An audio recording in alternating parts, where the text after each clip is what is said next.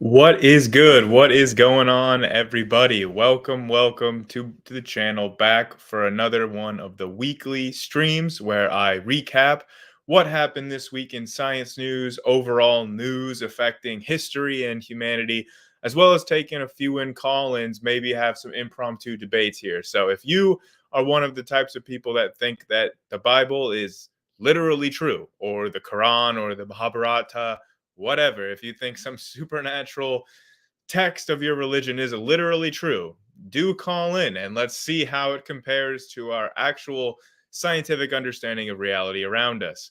So, you guys know the drill. I normally will recap the news from the last week and then open it up to questions. The link to join is pinned in the comments. So if you feel like calling in, if you want to talk about something specifically, doesn't have to just be a point of disagreement. It can be something cool that you shared, some science news that you think that I missed, or something you want to share about the science news we covered, or anything else that's going on in the world. Feel free to call in. This week, I would like to implement a new policy that if you call in, please put in the private chat like a little like one sentence description of what you're calling in about. That'll help me know, sort of screen these ahead of time. But if you look down below this video, you will see that this channel, Based Theory, has surpassed 2,000 subscribers. So that was really incredible to see happening this week. I think I gained like almost 300 subscribers in like 48 hours. And that was largely due to an appearance I had on Aaron Ra's channel this last week. So if you haven't seen that video, I think eventually I will be uploading that video onto this channel, but I'm gonna wait for a little bit. Maybe while I'm gone doing the dinosaur fossil dig in Wyoming next month, I'll post it on there. And yeah, thanks, Andrew. Yeah, the 2K. This will be sort of the 2K celebration stream. So it was a long time coming. It was really awesome. If you haven't yet checked out that video on Aaron Ra's channel, it was about whether or not DNA should qualify as a code, like the genetic code, whether or not that's a literal code. And so that was largely the video, appearing on Aaron Ra's channel that really pushed me over the 2000s. So without further ado, it was a pretty big news week this last week. Maybe less so on the science front, but just overall the news that was affecting the total state of affairs for humanity was a lot happened. I'm sure that all of you are aware of the biggest news today that's come out just a couple hours ago, that Donald Trump, former president of the United States, is now a convicted felon.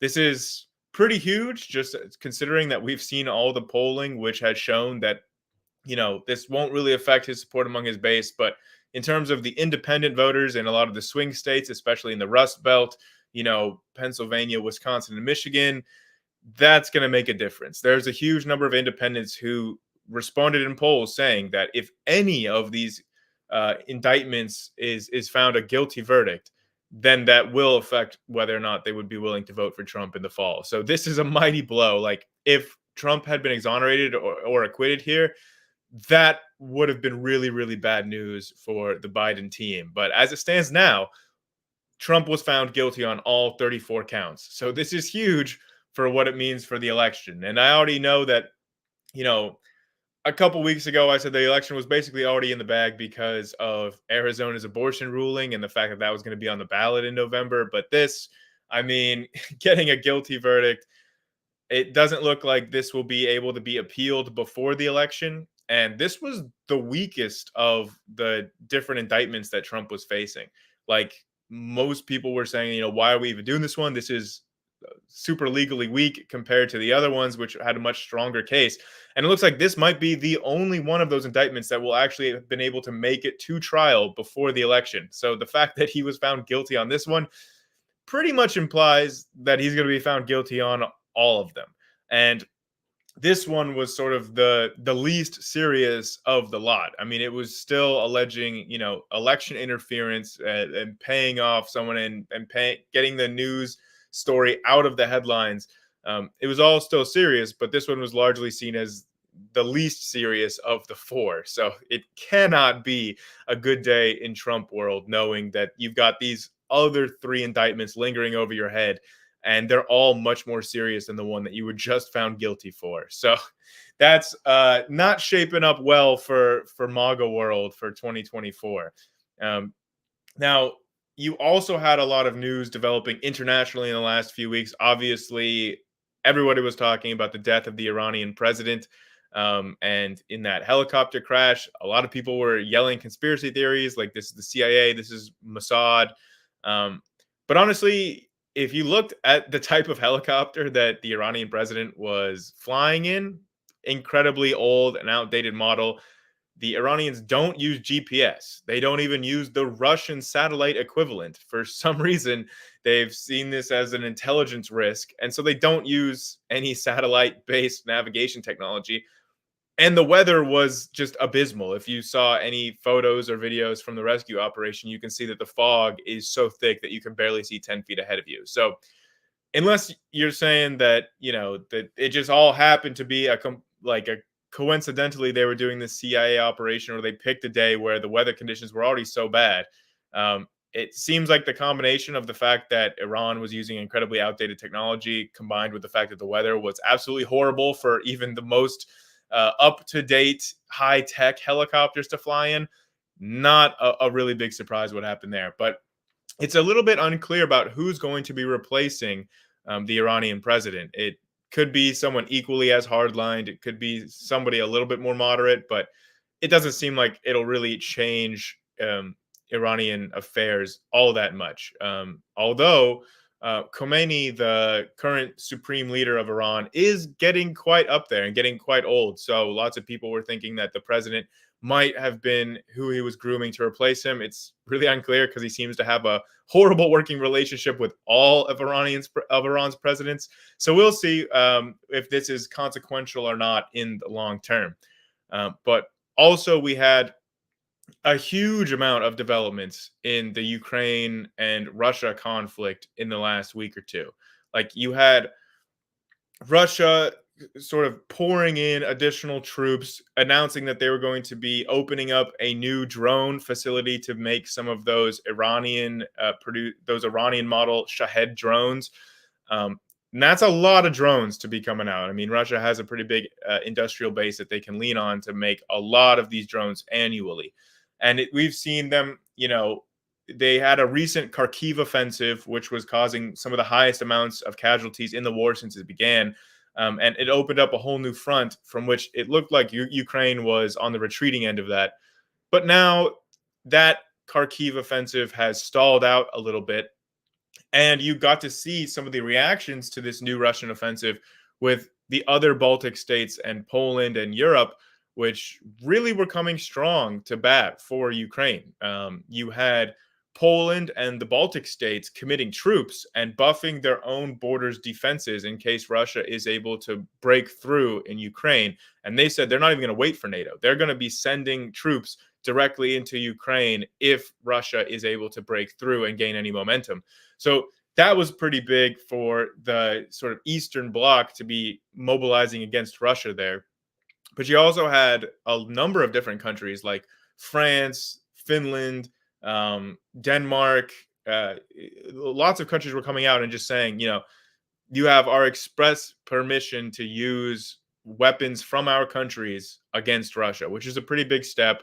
The U.S. even apparently has sort of low key, not publicly, also given Ukraine permission to do that. So it kind of looks like um, we've already been ramping up with this new Kharkiv offensive that is just sort of dying down right now. But it looks like both sides are sort of entrenched for the long haul here. It doesn't look like we're going to have any wrap up to Ukraine and Russia anytime soon, especially since you've had meetings between Russia and China, between Xi and Putin, which seems to be solidifying their alliance. And if Russia can rely on some of China's industrial base to continue to wage this war, I mean, this could drag on for a really, really long time. And it kind of seems like no side wants to make a move until after this 2024 US election, because Putin seems to be well aware of the fact that if Trump is to win this election, that Trump has said that he's going to end this war as soon as possible, which the way that you would do that would be essentially conceding a lot of Ukraine's war aims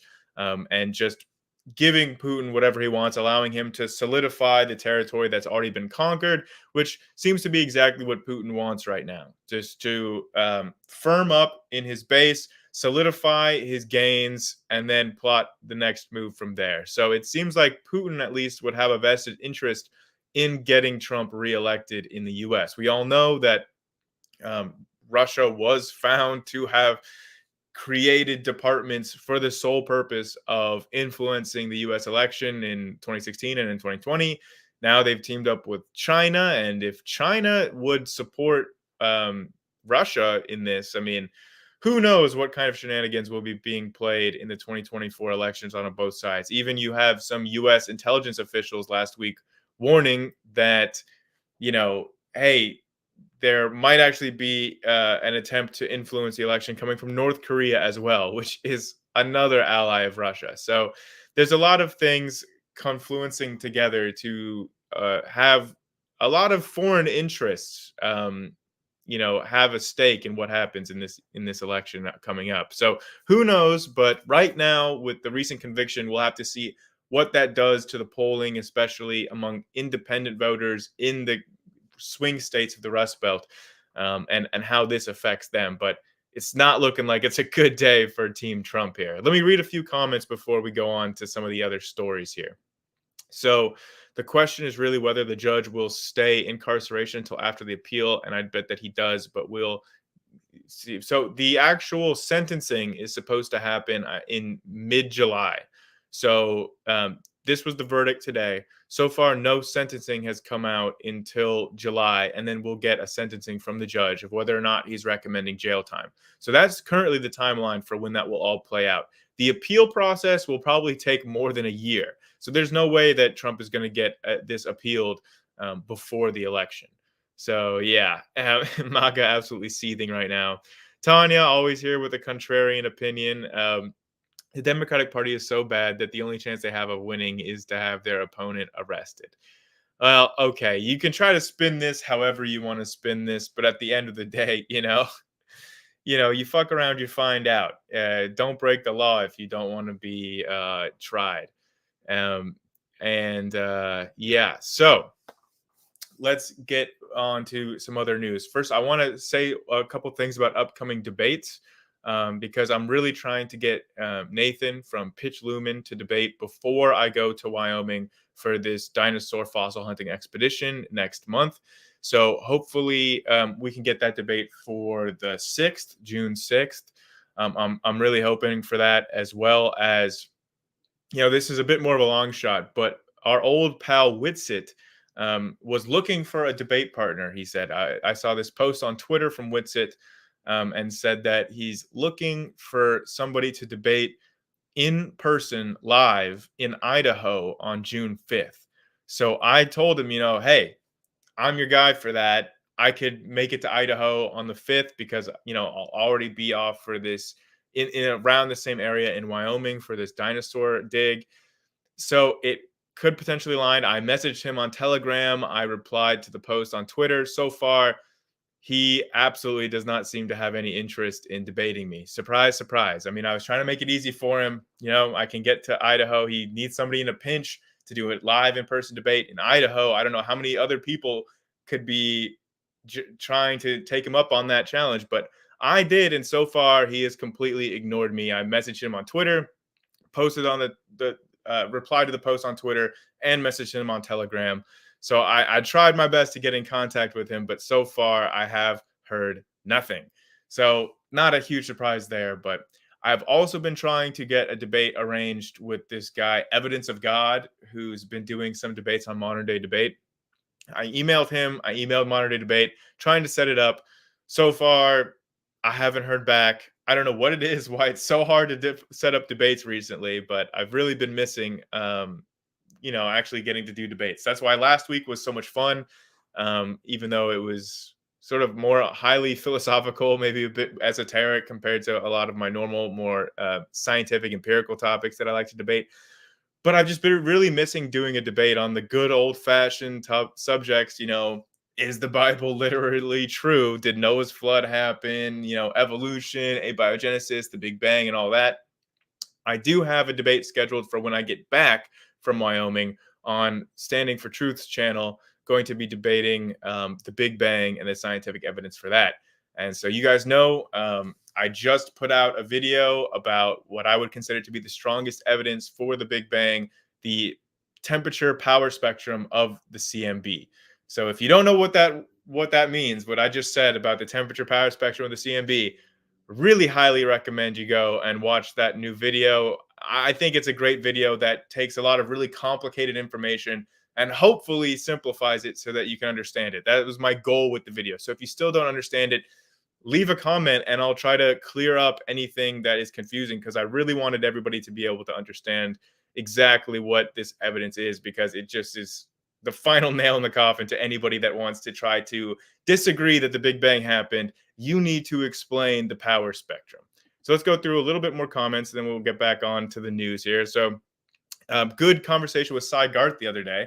And yeah, I agree. I should mention that as well, because it's quickly becoming one of the most viewed videos on the channel. My recent interaction with Cy Garth on Capturing Christianity call-in show. And this one is actually going to be transitioning to a debate too. I've been talking with Cy, and Cy's schedule is pretty busy until the fall, but we're trying to get a debate scheduled in September to go over each of his 3 points. In the video in which I called in, we really only addressed the first point, where he said that evolution is insufficient to explain how we got things like ribosomes or the genetic code, or the very, the cellular machinery that was in Luca, the last universal common ancestor. His argument was that evolutionary processes are not sufficient to explain where we got that. That was his first point, which I feel was, pretty debunked by the evidence that I brought forward. His second point was something about the evolution of agency and consciousness, or the return of teleology to evolution. And I think the third point was about how consciousness could have evolved. So should be a very fun debate going over those 3 different points with him. And yeah, you guys seem to be loving it. It's almost got 6,000 views. So, this is looks to be a highly anticipated debate for the fall. So look out for that in September. And good to see you, Dan. Happy guilty day. Yes, we have a certain convicted felon now running for office. Pretty historic day. This will definitely be in the history textbooks. And yeah, Andrew saw the CMB power spectrum video. Seems like he enjoyed it. So really glad for that. I wanted, speaking of Tanya Brown, I was hoping that Tanya would see it, because as we know in the comments, she's been an avid critic of the Big Bang Theory. So I was hoping that she would check out that video on the evidence from the power spectrum, but I have yet to see her comment on it. So yeah. And with Cy, Dan saying a solid round of questioning. So yeah, I thought that it went pretty well. I was shocked that Cy in the end seemed to admit that he didn't actually have any evidence, but he just believed that one day the actual explanation, the naturalistic explanation for abiogenesis, would somehow point to the existence of God. But he didn't really offer any actual justification for that. Yeah, Andrew's looking forward to the Big Bang debate. I'm trying to get more debates out there, because you guys really seem to enjoy the debate content, and I enjoy putting it out there. It's just difficult when everyone that you try to arrange a debate with always ghosts and backs out. So that's been the case with Witsit so far. Have heard nothing from this evidence of God guy. I've been trying to get Nathan to debate since, like, I think March or February or something. So hopefully we'll be able to get at least one debate for you guys before I leave for Wyoming in early June. And I will be making some videos about the whole fossil hunting process. Remember, we're trying to find a juvenile sauropod, an unidentified species. So wish us luck on that. I'm really, really looking forward to it. I got, all my gear ready and everything. So it should be really fun. And hopefully, I can hear back from Witsit and maybe go to Idaho next week and debate him live in person there. So working on a few different things. We also have a little bit of science news to get to. There's a couple studies that came out, but overall, a sort of light week for science news. There were a couple other news stories that appeared in the overall global news here. One, of course, is the conflict in Gaza, and then the other one, maybe some of you might not have heard of this, but this is an island I've always wanted to visit, New Caledonia, sort of northeast of Australia. And there's been news coming out of New Caledonia, which has basically exposed the fact that France is like one of the more uh, colonial empires still operating, at least very blatantly. Like you have the entire what they do with the franc in Africa, which I've known about for a while, but I wasn't aware of. Like I knew New Caledonia was a French territory, but the actual dynamics happening between France and New Caledonia is like it's just straight up like colonialism from the 1800s. I mean, they the reason why France still has not given up New Caledonia, as most of the colonial powers gave up their colonies after World War II and in the 20th century. The reason why France held on to New Caledonia is because it's one of the biggest sources of nickel in the world. And so like nickel is going to play a very large role in a lot of green technology, so they see that this is a valuable investment to hold on to. And in the 90s, France basically said that New Caledonia can have referendums and we transition towards independence in 20 years. Well, it's been over 20 years now since then. Caledonia is still not independent. They say that they've failed all the referendums for independence.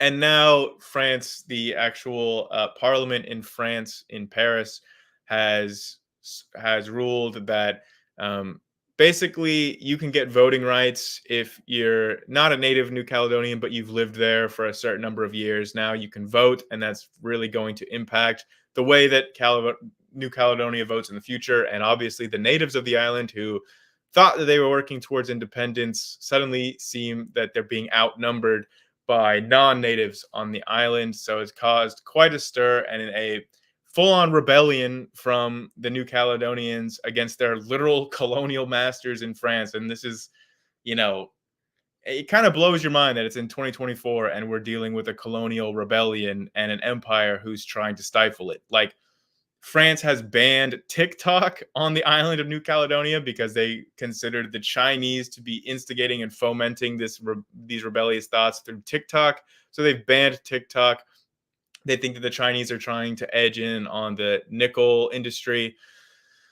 And then yeah, it's just not looking well. They've sent in like French troops to try to help stifle down the rebellion and the native Kanak people in New Caledonia. So that's something to watch. It hasn't really been getting a lot of international press.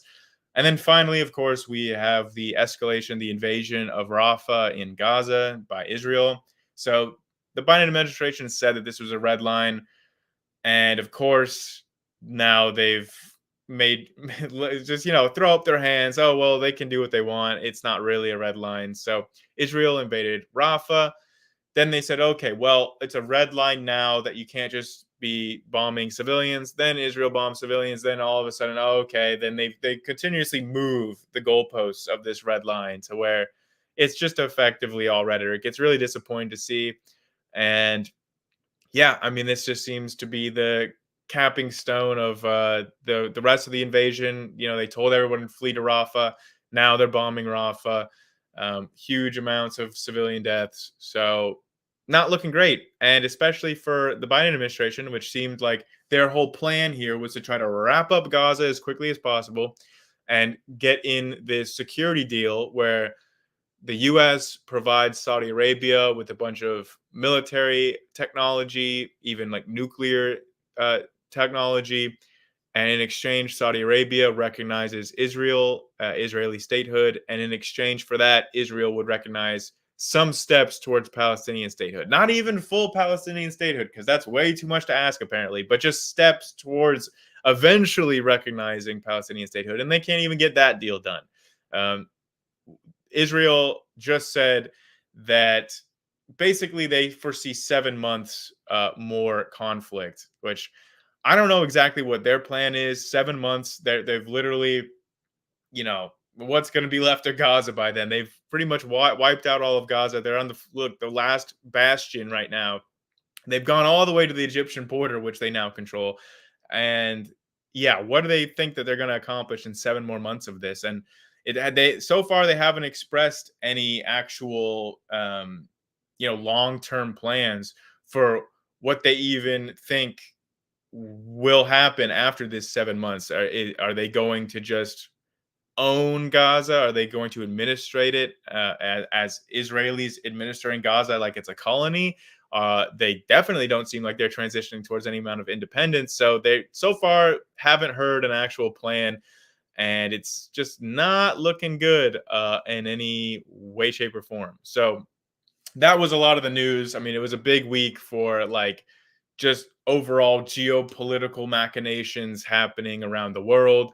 Obviously, it was a big week for the domestic front for how it factors into the election of 2024. So, lots of things to watch out in the news. Now we can transition to the science news. I'm going to read off a couple more comments here. So, Tanya said that they have not seen the video yet. What happened to reasonable doubt? Well, I think that reasonable doubt is thrown out the window with this video. I don't think that if you actually understand the power spectrum, I do not think that there's actually any room for reasonable doubt left. Like if you're still doubting the fact of the Big Bang after actually understanding what's going on in the power spectrum, I no longer would think that your doubts are reasonable, unless you can justify that somehow it is reasonable in the face of the evidence. But I think the evidence is just too strong that basically any doubts in the face of that evidence, I would consider probably unreasonable. And yeah, let's see. We good to see you, Ogra. Good to see you, Maya. Um, oh, maybe talking about another video. Why would all of that colonialism stuff be more surprising in this day and age? Well, because largely colonialism peaked in the 19th and 20th century, and it's seen as we still have neo-colonialism, some certain financial arrangements, like how France has the African franc, and a bunch of countries in Western Africa still use the franc. And in order for their governments to expend any money, they actually have to get the permission of the French. All of these countries' funds, their actual money, is kept in France.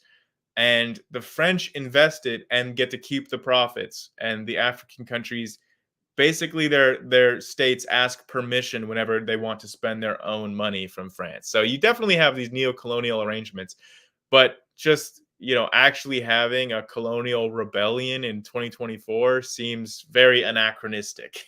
Surprising in that regard. So yeah, let's go into some of the science news this week. We had a lot of pretty cool stories. The first one I'll share here was pretty adorable, from sort of evolutionary biology and paleontology news. We've got the discovery of an echidnapus. That's right. So if you've seen my video on, I have a video on like the Mesozoic mammals, and we kind of get into the monotremes, which like today there are not very many monotremes left. There's echidnas and platypus.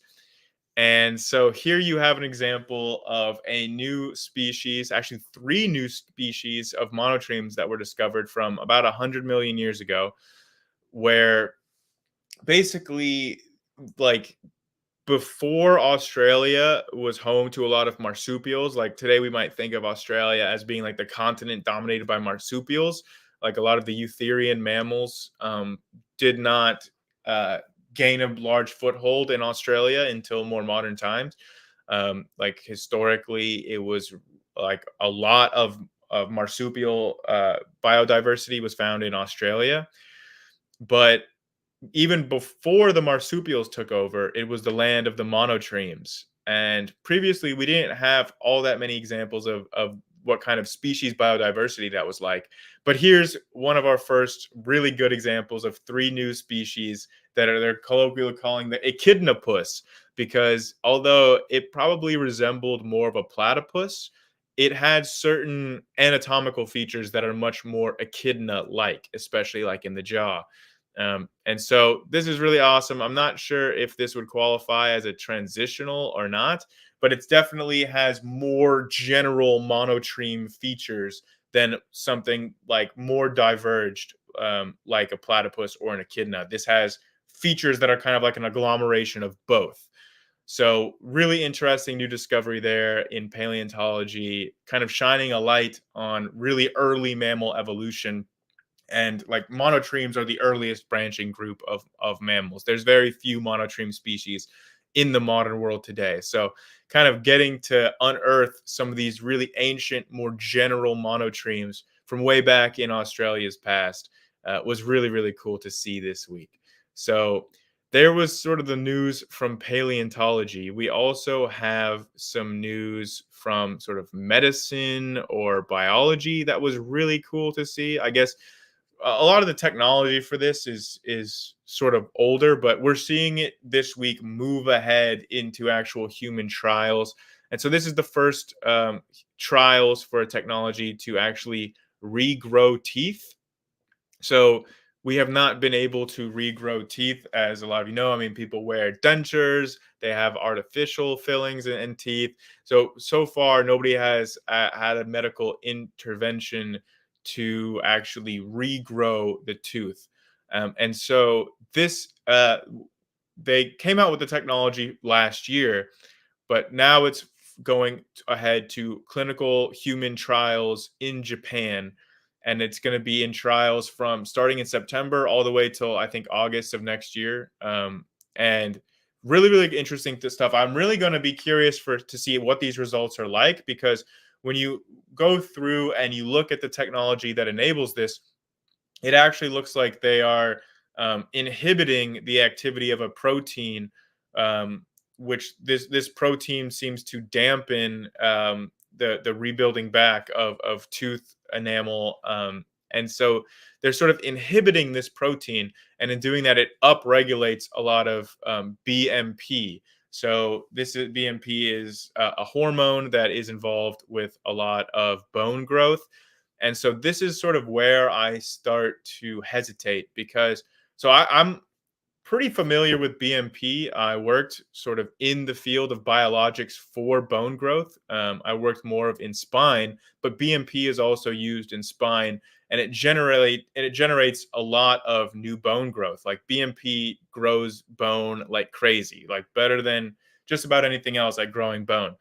But the type of bone it grows, it doesn't have the same exact properties as like the naturally occurring bone would. Like when you put a lot of BMP to try to get bone growth, the bone is sort of like soft, or it's almost like there's like an eggshell on the end of it, and then it has a little bit different physical properties. So I'm really interested to see how this bone grows back in these trials. Now, previously last year, they had success in ferrets here. So these teeth were regrown by their treatment in ferrets.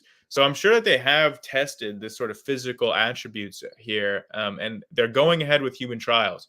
So if this is successful, then it's looking like we may have the technology to uh, have a medical intervention to regrow teeth by probably the 2030s or so.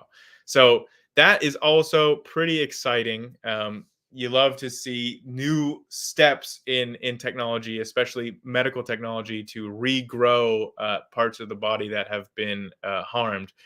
So let's see. Read a few more comments before we move on to some other topics like in physics and astronomy. So yeah, considering that tilting windmill is about to get their teeth pulled, it would be really nice if you could just hold out until the 2030s. Then you might be able to regrow. But yeah, the side effects, we shall see. I mean, this trial will certainly elucidate what side effects there are to this technology. But it could be pretty exciting, pretty revolutionary. Let's move on to some science news that had me pretty excited here. let's talk about some JWST news. We always are getting news from the James Webb Space Telescope. It feels like it's always making some fresh discoveries. This time, JWST observed the earliest known galaxies actually in the process of formation. Like we actually saw the earliest galaxies forming. Um, which is freaking amazing. Like JWST had seen some really really early galaxies before, but it hadn't actually made an observation that showed us these galaxies were currently in the process of forming while JWST was watching it until now. So there are these three really really distant galaxies. They're all from before the first 600 million years after the Big Bang, and so JWST actually analyzed these three galaxies in, let me see if I've got the paper here. I thought that I was sharing the actual publication, but um, I should have that. Here we go. Yes. So it was published in Science. So these three galaxies had redshifts between 9 to 11, which are very, very high redshifts. And basically, what they observed was that these galaxies have a much, much higher amount of primordial neutral atomic gas. So, like, this is mostly like hydrogen and helium, like the stuff that the type of atoms that were formed in the Big Bang, formed at recombination, and this is the sort of starting material from which galaxies would be condensing out of and forming. And so by going back and observing these three galaxies, we actually saw that they have a much, much higher amount of this primordial atomic gas than galaxies that are fully formed do. So this molecular gas here, this gas of hydrogen and helium, um, typically combines into stars. It leads to rapid star formation. So when you're comparing it to more mature galaxies whose rate of star formation has dropped off a lot more, you don't see nearly this amount of this primordial atomic gas. And these very earliest galaxies have much, much higher amounts of this neutral gas than any modern galaxies. So you can see that they're in the process of formation. This gas is causing star formation to proceed at a really, really fast clip in these most ancient galaxies. So JWST is literally watching like a snapshot of galaxies in the process of formation within the first billion years of the universe. So I've said it before, I'll probably say it again. JWST is the gift that keeps on giving. We keep seeing new things using JWST that have never been observed before. And it just seems like every week we're seeing new stuff with JWST. It just seems to just keep on delivering. So that was really exciting. We're going to see another discovery here that is adjacent to JWST. JWST will be turning their gaze here, but not yet. So this is a new exoplanet, Gliese 12b, that was actually discovered by, I think, an Australian student, an astronomy student who had this, eureka moment discovering this new exoplanet. And this exoplanet is a very good contender for, the potential search for life. So this exoplanet is right in the habitable zone of its star. Like its star is a pretty common type of star, a red giant, and this planet is sort of in between the size of like Earth and Venus. It's in the habitable zone, and the temperature, it'll be hotter than Earth, but the temperature isn't like, so much that living organisms could not sustain on this planet. And hold on, actually Andrew brings up a really good point here, that he's excited for the data that eventually comes in from Euclid. So actually this last week Euclid started releasing its first data, which was really big. I wasn't going to go over it, but this is as good a time as any, because this was data from just like, I think like the first 24 hours of which Euclid was online. So Euclid launched last summer, and it's going to be collecting data for like the next 6 years. But Euclid just had last week its first data release from its first day of data, and we're already seeing like a lot of really really cool details. There was nothing like really like headline making, which is why I wasn't going to bring it up yet. I was going to wait for more data release, but they still I've been showing really incredible photos, really good detail. And yeah, their plan is to just map the whole sky. Euclid is specifically is a telescope that specializes in the dark side of the universe. So looking at like dark matter and dark energy dynamics. So really, really exciting stuff. Hopefully coming out from Euclid. But back to Gliese 12b. So one of the advantages that this little exoplanet has over some of the other competitors is that it's really, really close to us. I don't recall the exact distance in light years that it is away from us. Yeah, within 40 light years away. And the really compelling part is that it transits its star. So some of these exoplanets we've been finding, they don't really transit in front of the star, meaning uh, pass between us and the star so that you can actually get a reading of its atmosphere composition from JWST. So JWST does a lot of work with exoplanets, and specifically when they're transiting, it can actually analyze the elemental composition of its atmosphere. So a lot is going to come down to what type of atmosphere Gliese 12b has. So if it has sort of a more Venus-like atmosphere where you have a runaway greenhouse effect, it could be really, really hot. It could be like another Venus. But there are different compositions of the atmosphere where it could be a lot more Earth-like with its temperatures, and it's in that habitable zone for the planet. It's a rocky world like the Earth, like Venus, and so this is really, I mean, it's nearby. It's in our own neighborhood, so this is a really, you know, exciting hint. So we'll have to wait until JWST can turn its gaze to Gliese 12b and give us, a rundown of what its atmosphere is like. A lot of it depends on what the atmosphere for Gliese 12b is like. But this is a pretty, close to habitable planet. So it's a good lead, at least, for future research to look at. Okay. So there's just, I think, like one or two news items here for the science news. One of them I was really excited by, so I wanted to share that one. You guys know that I went to LIGO, which was the observatory for gravitational waves.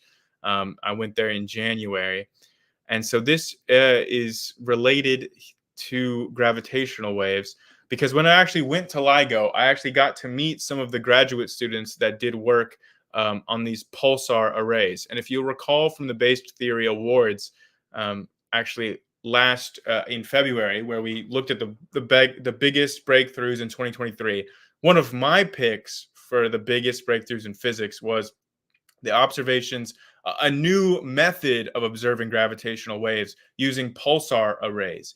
And so this is the second release from these pulsar timing arrays. So we had the first big release last year, which confirmed that gravitational waves can be observed using this method.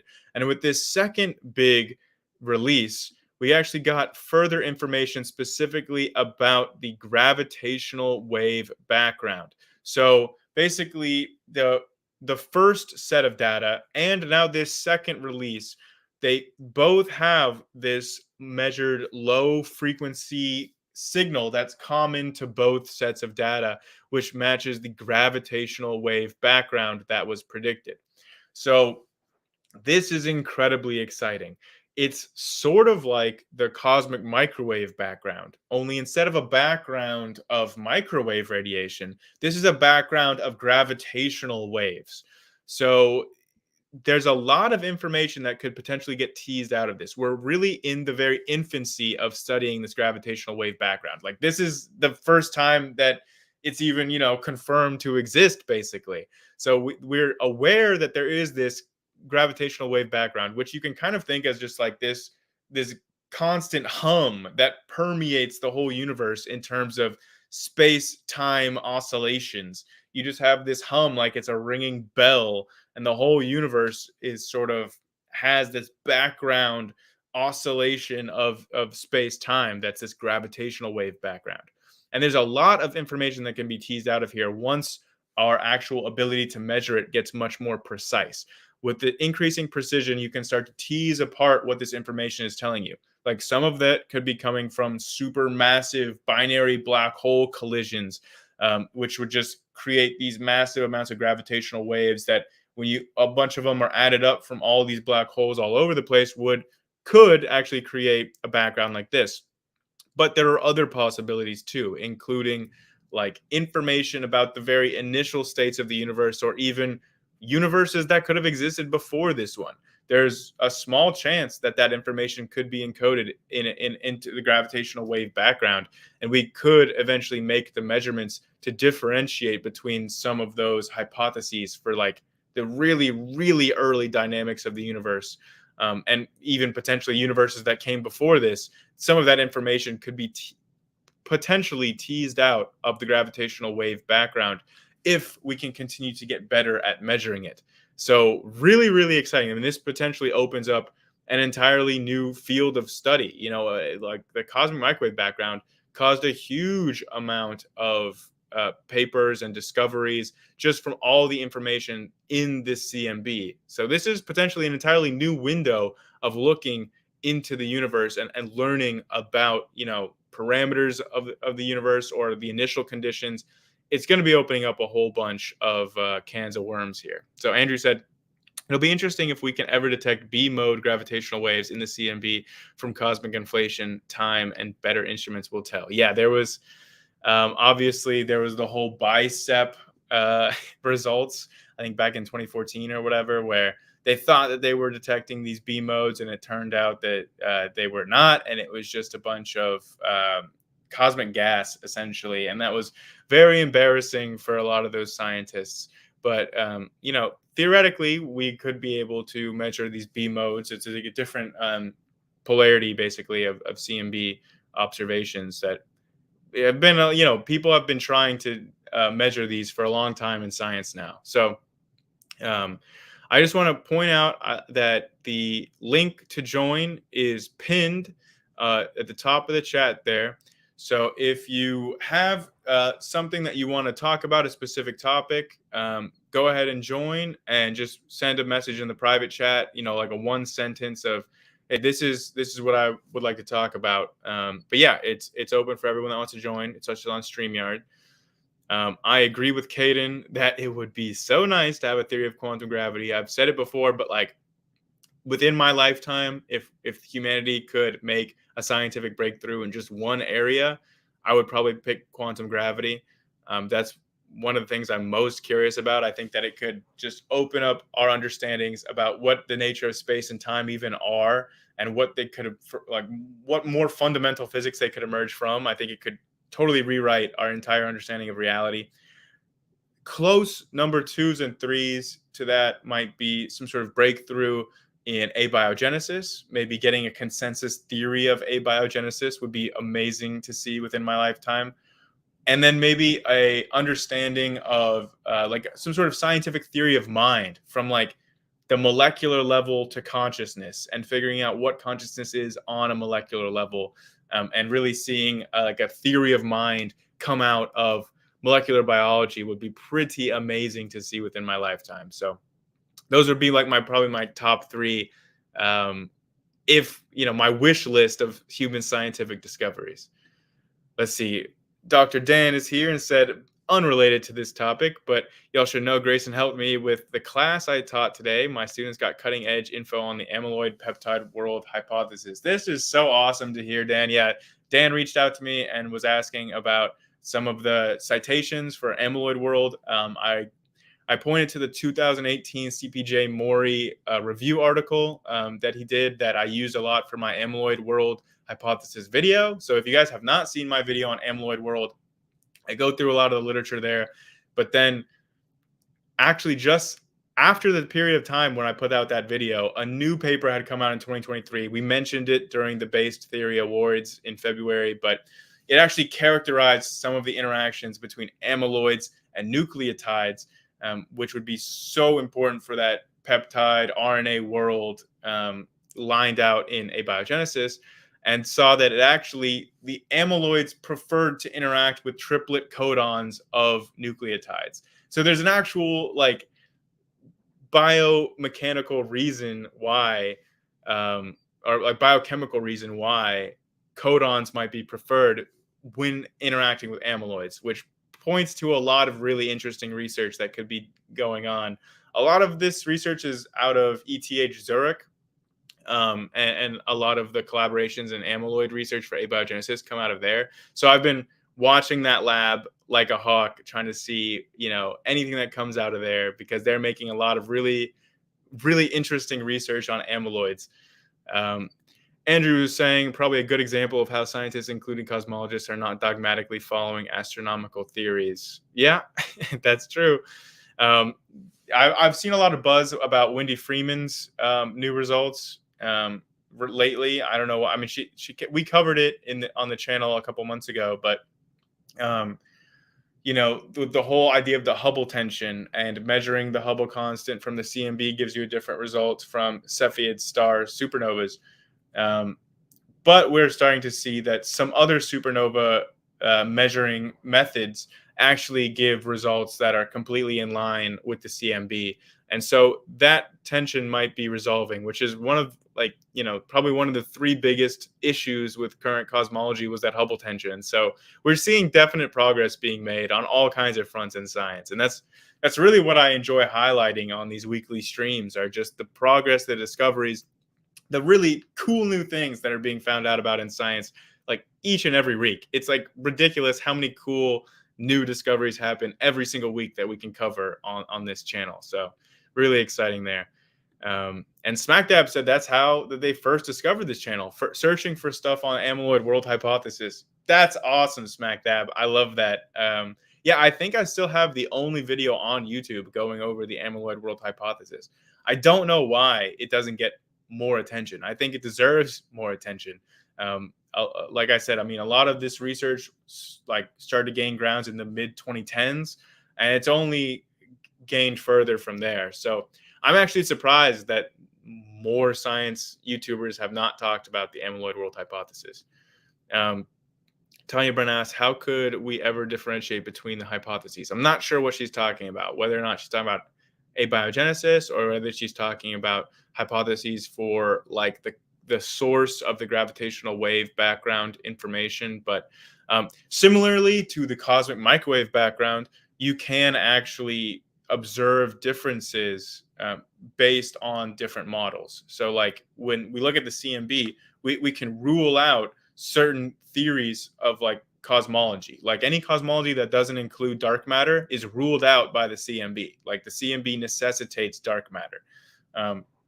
So there is all kinds of information that we can gain based on the little details of the patterns that you can tease out in the CMB or the gravitational wave background that can point you in one direction or the other. So Andrew has a question for either myself or Dr. Dan. I'm not sure if he's already answered it in the comments, but what are your thoughts on the origin of the standard 20 amino acid alphabet in relation to abiogenesis and common ancestry? So it's very unlikely that these 20 amino acids that are so ubiquitous today were the original 20 amino acids. It was probably more. It could have been less. This exact relationship between the transfer RNAs and the 20 amino acids probably emerged after the initial interactions between proteins and nucleotides, and probably solidified after like a period of trial and error, basically. And then the most efficient path wins out, and the 20 are pretty ubiquitous nowadays. There are only very slight variations. And yes, the cosmological crisis is also called the Hubble tension. Tanya said maybe they could figure out how to build a Jetsons flying car if they understood gravity. I mean, we can already build flying cars. I just think that there's an issue with making them cheap enough to be commercially available. So I know that one of Trump's campaign promises, like last year, he said that he's going to everybody's going to get flying cars. Not a joke. Like, it was actually one of the funniest periods of his whole campaign for 2024 so far. Is like he came out very early on and said, I've got 4 points on my platform. And one of those four main central points that he was trying to run on was flying cars for all. And he said, we're going to make what America did with the initial car boom. We're going to bring back manufacturing for flying cars. Apparently, he's not impressed with electric cars. He wants to cancel all electric cars, but flying cars, yeah. Now, electric cars were too outlandish, but flying cars, that's going to be the next big thing. And that's what is going to bring Detroit back under Trump's plan. The other 4 points were like literally just as insane as that. Like one of them was to take like federal land, like in a bunch of deserts in the West or whatever, like unproductive land, and just open it up to build. And this is a literal quote: freedom cities. Like he just wants a city named after himself. He wants Trump Freedomville. And oh, hold on, I think I might be breaking up. Let me know in the comments if you guys can hear me because my computer just got super weird for a second. But yes, this was one of his main campaign promises. And then like literally just like within 2 weeks, when everybody was making fun of him and even people on his own team were saying that these are all stupid ideas, he dropped it. He hasn't talked about it again since then. But there was a brief and hilarious period of time where he was floating that flying cars as one of his big main four platform priorities before this just became a total campaign of grievance and saying, I'm going to put everybody in jail that ever wanted to prosecute me. And that actually, like, the craziest of those four platforms, the stuff that was like actually like really crazy, was that he wanted to put homeless people into concentration camps. It was part of his, we're going to beautify American cities. He said, American cities are so ugly. There's all these homeless people around and they make it all dirty and the architecture sucks. So he said, my plan for this is we're going to take all the homeless people and forcibly relocate them into camps outside of the city where they're going to get job training. And it's all going to be super good and super humane, guys. Trump promises it will be humane and they're going to get job training and they're going to go back to the workforce after they've been spending all this time in concentration camps of the city limits. That was his actual plan to address homeless people. And then he said that we're going to spend all our money updating American cities to make them look better and match neoclassical architecture, which we all know is a favorite of the fascists. So, yeah, I mean, just put all the homeless people into concentration camps and then make everything architecturally fascist. It sounds like a great plan. So that was his, like, one of his 4 points for his platform until he completely dropped it after just getting clowned on too hard by everybody. Dr. Dan said, I think the standard alphabet is basically chance. There's obviously more amino acids and they'd form spontaneously abiotically. So I bet the 20 are basically what worked first. Yeah, that essentially echoes my own basic thoughts on that. I think there was probably a lot more diversity early on. Especially they've done some experiments in like origin of life research where they've made ribozymes, like enzymes with RNA, and they've used some non-canonical amino acids and just sort of played around with it and see what kind of function that they could get from these non-canonical amino acids that are not part of the 20 standard ones. And they found a lot of really interesting ribozyme chemistry that can come out of it. Like a lot of activity that ribozymes can do, they kind of unlock a lot of potential functions when they're able to use these non-canonical amino acids. So really kind of interesting. And they like usually even like non-canonical nucleobases in these RNAs as well can give you a lot wider range of functions. So it seems more likely that, you know, in the very early days that there was a lot of trial and error, a lot of different amino acids and nucleobases that are not canon today were probably tried out and until the overall system of having, you know, the 4 nucleobases and the 20 amino acids kind of could do most of the jobs in an efficient manner. Dr. Nana says, but if you rewound the tape, so to speak, I bet we'd get about 20 amino acids and they've had basically the same chemical characteristics, but it might not be the same 20. That's really interesting. Because there's a certain amount of degeneracy in the genetic code. And it makes sense sort of what is degenerate for what, because it makes it a lot more robust for mutations. Like you can have a mutation to a third codon position. And a lot of the times that's not going to overall impact much about your amino acid sequence for your protein because there's that degeneracy worked in. So there could be something to that idea that maybe the most efficient way to go from DNA to RNA to proteins might be to use 20 amino acids because that sort of maps on into in an efficient way to the 4 nucleobases in a way that allows for this degeneracy to make the process a little bit more robust and resistant to mutations. There could be something to that. And Andrew asked, do you think intelligent design proponents or the separate ancestry model would have any more credence even if some selection for chemical efficiency was involved? I'm not even sure what exactly Andrew's asking there, but my gut says no. Okay. So people could hear me. For some reason on my end, it just like just frozen screen on my end. So slight buffering, choppy video, but still good. Okay, cool. Um, yeah, and this is a good point from Nitty. That's not what they mean by Freedom City. It's de-integration slash normalizing white flight. Yeah, I mean Trump wants to he tried to pass off these freedom cities as essentially an answer to the housing crisis. And like, oh, is housing too expensive? Well, you can just move to a new freedom city in the middle of a resource poor desert that used to be federal land that totally has no agricultural usage. The land not really fit for development, but we're going to plant the Freedom City on there, name it after Trump, and then young people are going to go build. They're going to go buy a bunch of the cheap housing there, and it's going to solve the housing crisis. Legitimately, that was his plan. That's what he said out loud. I could not believe that. And yes, Dr. Dan, I did mean convicted felon Donald Trump. It feels good to say, honestly. This was such a this is like such a blow to his entire campaign reelection. I can't wait to see what's going to happen in the polls from here, especially among independents in the Rust Belt, the swing states. So Andrew clarifies, would chemical selection make the argument for universal common ancestry any weaker, and why not?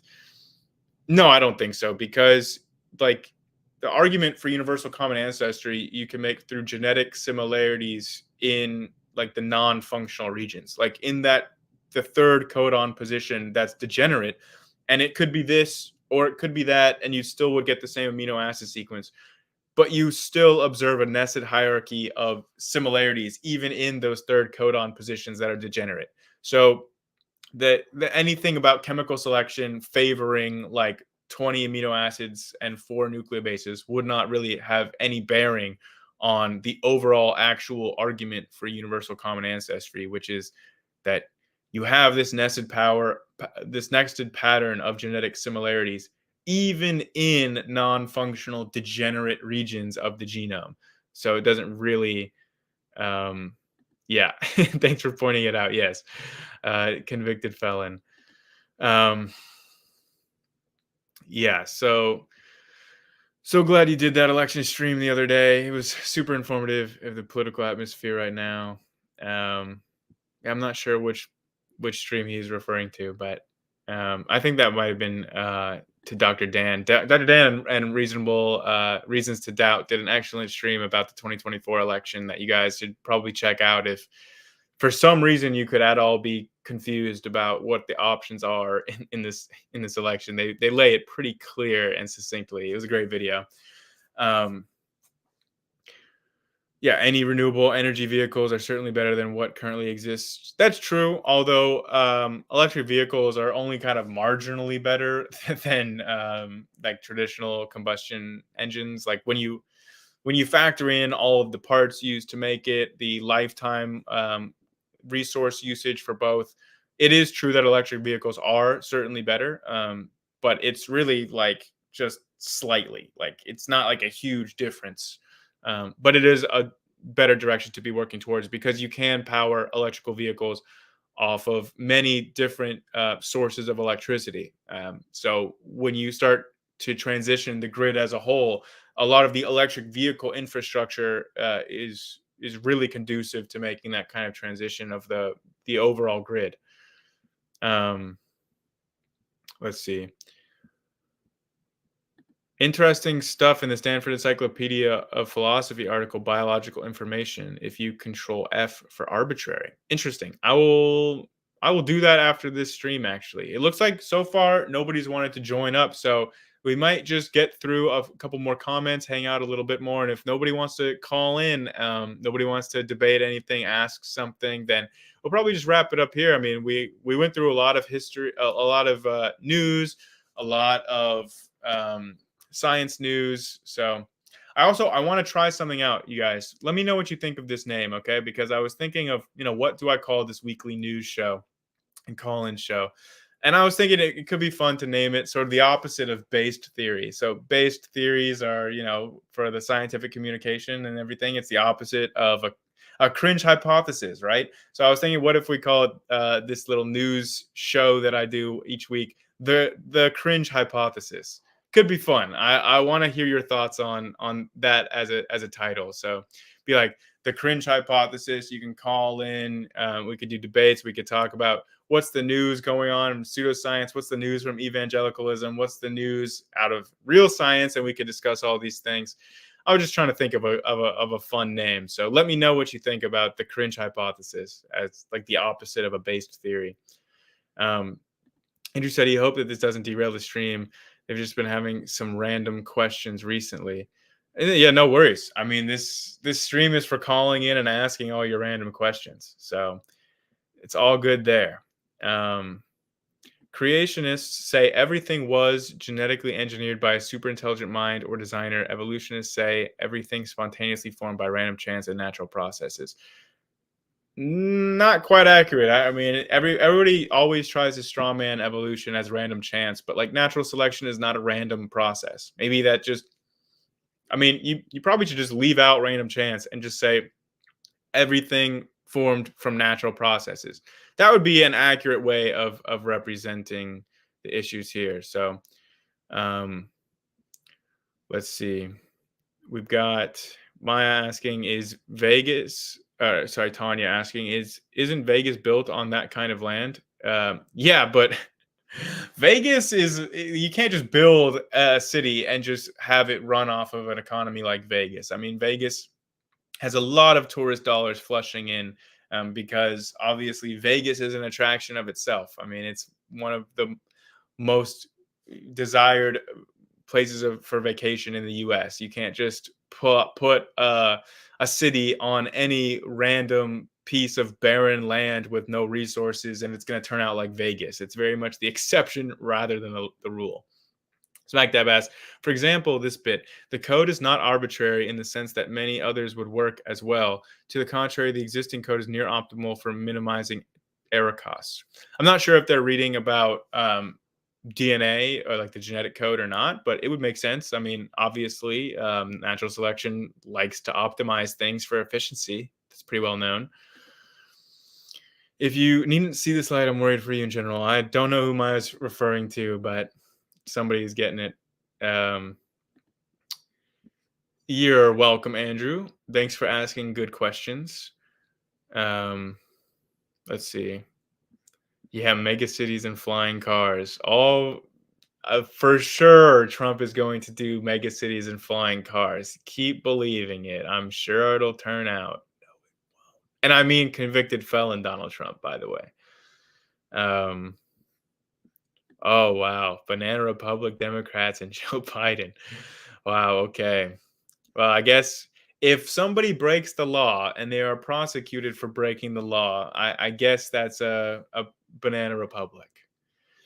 Sydney Raptor asks, what about a show on the woo/fringe science? I feel like Maya and Dr. Tapioca Weasel already do a really good job of that each week. So if you haven't checked out Maya's channel for that, they do Bad Science Sundays. I mean, I've been on a couple times. It's always a good time.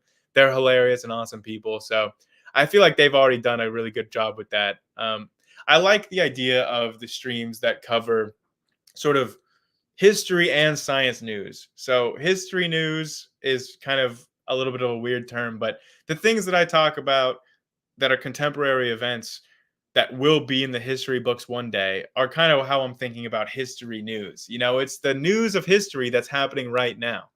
So the stuff we were talking about with Russia and Ukraine, with Israel, Gaza, the 2024 election, these are all things that will be in the history books about this period of time. So covering the news about how that all developing is kind of how I think about history news. So then, of course, I do the science news as well. So it's just news and science and history.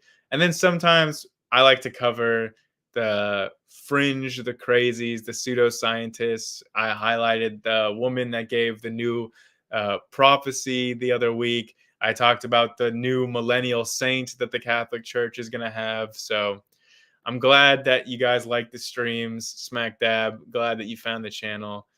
Um, why does every creationist think that evolution is completely random? I don't know. I don't know where they are getting this misinformation from, but it like seems to come about a lot that I'll hear creationists and they say, "Oh, you just think that everything is just so purely random that you just had a tornado go through a junkyard and it just randomly formed a working vehicle." Like they straw man this all the time, and I'm not sure who is pushing this misinformation on them, but they all get this idea in their head that evolution is just totally random chance. I think maybe because people say that mutations are random with respect to the fitness needs of the organism, but natural selection certainly is not random. So you can't describe evolution as a random process. So yeah, it just seems like a bunch of misinformation. Yeah, he'll do more than build flying cars in big cities. Yes, that's true. Like I've seen creationists, or I've seen like far right wingers like Matt Walsh saying that what Trump needs to do now that he's been convicted and is a felon is that he should come up with a list of all the people that he's going to get retributive justice against, and that he's going to put all these people in prison, starting with Joe Biden and his son Hunter. So yeah, you know what, conservatives, make the whole campaign all about grievance. Make it all about Trump's criminal convictions and all about what he's going to do for revenge. I challenge you, make the whole campaign about that. Let's see how it goes. Let's see how well that turns out for you. Please be my guest. Um, Blue Lagoon, you don't want to join? It sounds like you're thinking that the Bible is literally true. If you think that the Bible is literally true, why don't you call in and we can talk about how you deal with the actual evidence that goes against that. So it could be fun to talk about. Any creationist watching, call in. And yeah, Andrew takes it back. He said they don't actually think about it. They're parroting arguments. Yeah, but it's true. But even does AIG and CMI, do they even talk about evolution as being random chance at this point? Isn't that like, I mean, some of those old arguments they've actually completely abandoned at some of the more institutionalized creationist institutes. So yeah, it's just their script, I guess. They can't conceive that life adapts and becomes more complex. Okay, here Tanya is saying, are card games not based on chance just because we are affecting the outcome? If evolution working on chance mutations, shouldn't it be the same concept? No, I don't think that that's a very good analogy. It's also not just working on chance, but that seems like kind of get off in the weed. Blue Lagoon does not want to debate me. Okay, well that's fair enough. I mean, I can't force you to do anything that you don't want to do. So, uh, yeah, cry harder. Okay, so we have a caller in here. He sent me a link for what he wants to talk about. Let's see. Caden, welcome to the stream. Can you hear me okay? And can I hear you? Yep, I can hear ya. Cool. Well, I can hear you too. So was there something specific that you wanted to call in and talk about today? Yes, preferably I would not like to discuss religion, pseudoscience, or politics because I have major issues with like a lot of those things because of how much controversy there is with all of them. Okay. So So if what did you you want to call in and discuss then? Because I mean, you so know that a lot of the bread and butter of my channel is talking about religion, pseudoscience, politics, everything that you just listed off. So yeah, well it's like if you please open up the link that I sent you. okay, you're not gonna give me a virus or anything? No, it's not a virus. It's a movie script that I wrote. Oh, okay. Let me open it here. It's loading. So this is a Godzilla movie script? Yes. Interesting. Have you seen the new one? Yes, I have.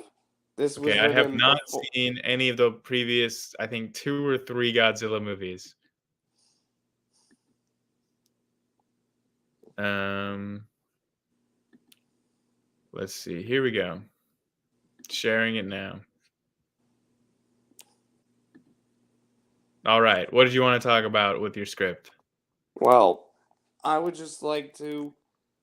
So, if you scroll down to. You have to scroll down a little bit because it's like a lot of pages. Oh, okay. But Let I would me. just like to discuss what your thoughts on some of the scientific accuracies and inaccuracies that I included within it. Okay, interesting. Let me just find that freaking window.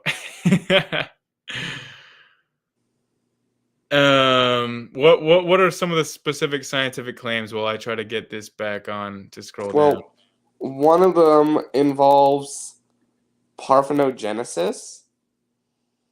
Mm-hmm. Yep. Well, that's known to happen like in sharks and everything. It's where Yeah, you but have it's sort of an like immaculate it's conception. it's sort of like I combined like a lot of different types of parthenogenesis, where it's like I have a female reptile reproducing by itself, producing both male and female offspring. Okay. And they are also somehow genetically distinct enough from each other and their parents via automixis, if you've heard of that term. Automixis, I'm not familiar with. It's like essentially it allows for like haploids to become like diploids, which is usually what happens during sexual reproduction and Mhm. can occur with sexual reproduction. Okay. So this is your explanation for Godzilla's biology then and how it Well, reproduces? actually, not Godzilla specifically, but one of the other creatures in the film, which looks somewhat similar to him. Okay. I mean, there's always like when you're trying to do biology of an animal species that doesn't exist, you're always going to be stretching the science a little bit, but yeah, I mean, it seems like you're trying to match with at least some of the processes that we see in other species and you're just sort of combining a bunch of them together Yeah. into a fictional one, right? Mm-hmm. Cool. Well, it sounds interesting. I mean, I love the giant monsters. Who are the mutants here that Godzilla is going to be fighting? What do they So, look like? we have Godzilla himself, a mutant marine iguana that looks vaguely like a theropod dinosaur called Zilla, and an alien monster called Orga, which may or may not have been responsible for the death of Sailor Moon's species. Wow. Okay. So Godzilla and Sailor Moon together. I love Well, no, marine she's iguanas. hasn't been born yet. It's confusing. I was gonna say I love marine iguanas. Probably could be my favorite reptile species. I think I'd have to think about it a little bit more, but I do love me some marine iguanas. Um, That's interesting for a marine iguana of sort of more theropod proportions. Reminds me of the old Godzilla movie from the early 2000s, and how they kind Yeah, of redid that was Godzilla partial like a inspiration for this one here that I gotcha. wrote. Godzilla, like my God, Godzilla himself is actually a mutant saltwater crocodile in this story. Huh. Okay. Interesting. Well, I like your Godzilla fanfic, and thanks for calling in and making it pretty interesting. I guess. Yeah. Normally, I do. I do go back and forth more on the religion and politics, but this is a fun little break, I guess. It sounds like my chat has um, devolved into talking about politics a little bit, saying that we were better off under Trump than Biden. no open borders where all these illegal immigrants will make social security run out and pay for all these people. This guy doesn't seem to have any understanding of how any of these institutions work, actually. Like the like okay, for starters, like in private insurance even has to pay for like illegal immigrants through the way that hospitals work. Like when I've worked at hospitals, we did surgeries on illegal immigrants, like literally people that would come across the border, because I worked in San Diego.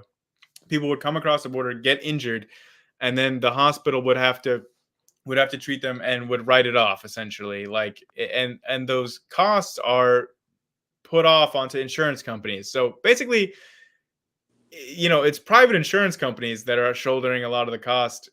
Like, so he's got that wrong.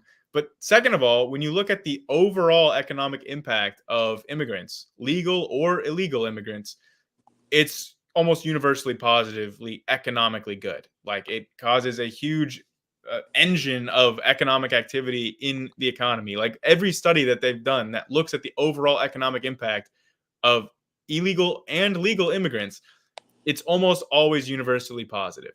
So you Oh, can't really make an economic argument against illegal immigration. Like it's just a good thing for the economy. Also, okay. My biggest issue with illegal immigration is just all the drug cartels and human traffickers that are entering into the country.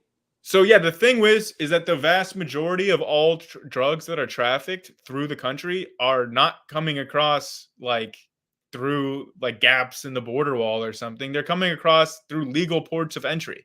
Like they're smuggled into the country through legal ports where like closing the border or whatever isn't really going to make a big impact on those shipments. So and it's like there's the cartel is always going to have ways of getting drugs into this country. Like the bigger issue is like obviously there's a huge demand for drugs in this country, and as long as there's a demand, you're going to have supplies to meet that. It doesn't really matter what your border policies are. I mean, it's going to find a way to get in. Like the cartel has freaking submarines. Like you're not going to be able to stifle the amount of like drugs flowing through the border with just Mm. like having closed borders. Like that's not going to work. So yeah, the actual arguments. I mean, if you cannot make an economic argument against against illegal immigration. In fact, most of the U.S. economy is like dependent on having a backbone of illegal immigrant workers. Um, in fact, if you really wanted to jumpstart hyperinflation and you just wanted inflation to get out of control, what you would do is close down the borders and deport all of the illegal immigrants, because all that's going to do is create like positive upward pressure on wages, and that's going to lead to increased demand, leads to increased inflation. So if you really want to get inflation up, then you should do exactly what Trump is proposing and deport millions of people and stop the flow of immigrants into the country. It's funny how all these conservatives complain about how the birth rates are too low in the West, but then they don't want to increase our populations through immigration, because usually it's just be about the color of people's skins, to be honest. And yeah, Leo Filius was addressing what he was talking about here with we don't have open borders. True. Undocumented immigrants cannot apply for Social Security. Also true. It's not something that they can get and take advantage of. So yeah, it just seems kind of like lying about stuff, or at least being so deeply misinformed that everything that you've been saying just does not track onto yeah, reality. Undocumented people pay into Social Security, but they don't get it. So it's actually like through their paying through the sales tax and everything. They're And actually that is why I an don't trust influx. either political party at all. Well, that's fair, I guess, but ultimately it's a meaningless position when we actually, in reality, we live in a two-party system. So you got to pick one or the other. Like that just is sort of the reality of the situation that we live in. You can be against both of them.